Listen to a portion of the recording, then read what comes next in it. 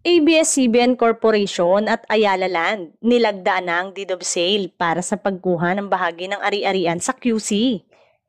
Nilagdaan na ng ABS-CBN Corporation at Ayala Land ang deed of absolute sale para sa pagbenta sa bahagi ng ari-arian ng media company sa lungsod ng Quezon. Saklaw nito ang 30,000 square meters ng kabuuang 44,027.30 square meters ng ari-arian ng ABS-CBN Corporation. On August 20, 2025, ABS-CBN Corporation and Ayala Land signed the deed of absolute sale upon the compliance with the condition precedent.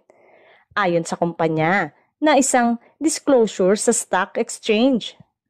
Nauna nang nagkasundo ang Kapamilya Network at Ayala Land sa isang memorandum of agreement para sa pagkuha ng naturang bahagi ng compound noong February 27, 2025. Kalaki pang ilang kondisyon kabilang ang clearance mula sa Philippine Competition Commission.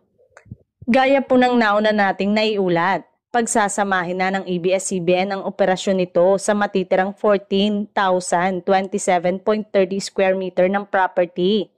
Ang malilikom dito ay gagamitin upang bahagyang bayaran ng outstanding bank loan nito, alinsunod sa real estate mortgage sa pagitan ng ABS-CBN at sa lenders nito.